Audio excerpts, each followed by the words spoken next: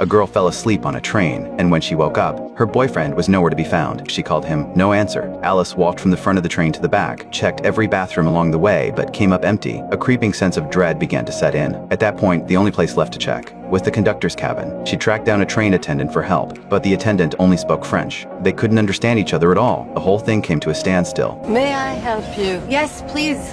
Luckily, a woman named Lena stepped in and offered to translate, which helped ease the tension a little, but the attendant was clearly annoyed. As far as he was concerned, a grown adult going off the grid wasn't worth the fuss. Just keep calling. Alice insisted on checking the conductor's cabin. Request denied. No unauthorized personnel allowed. Just as things hit a wall, her phone rang. The caller eyed Reed, Tom. Her heart nearly leapt with relief, but no one spoke on the other end. Just the sound of running water, a car door slamming, and an engine starting up. Alice knew something was very wrong. She suspected Tom had been kidnapped and wanted to get off and call the police, but she was in an unfamiliar city and didn't speak a word of French. She was starting to panic. That's when Lena, the woman who'd helped translate, stepped off the train too. She handed Alice a business card and told her she was an investigative journalist. If Alice ever needed help, she could reach out. Alice filed that away and headed straight to the police station. An English-speaking officer took her report, but the moment he heard missing person, his interest vanished. In France, missing persons cases are filed every single day. Adults have to be unreachable for 48 hours before a report can even be made. Tom had been gone for less than 2 hours. Alice pushed back. She was convinced it was a kidnapping because Tom's passport was still with her. But when she reached into her bag, the passport was gone.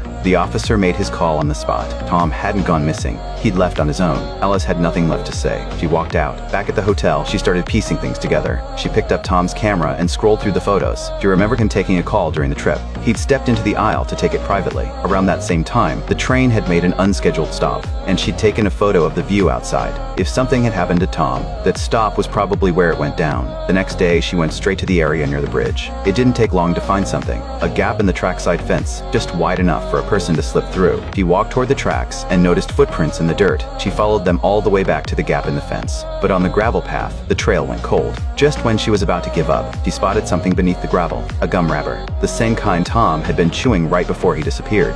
Chewing gum?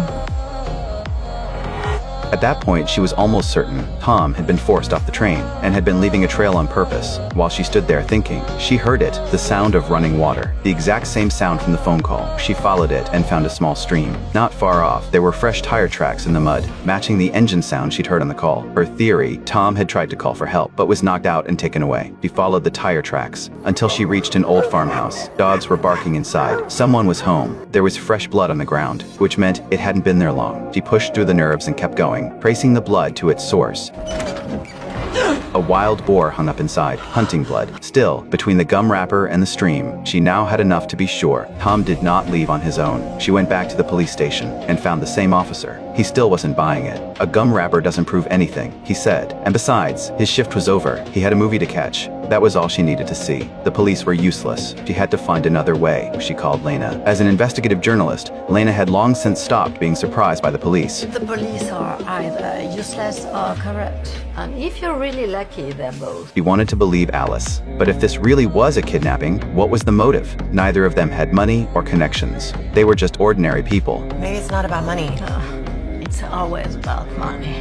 But Alice had a feeling this was more complicated than that. She thought back 4 years, meeting Tom for the first time in Jordan. He'd stepped in front of a trafficker to protect someone. That was the moment she fell for him. But now, thinking back, she realized Tom always stepped away to take his calls. Always made sure she couldn't hear. Something was off. She went back through the camera again. She found an old photo. Tom, looking close with another woman. Another volunteer. But what stopped her cold was the tattoo on the woman's shoulder, identical to Tom's.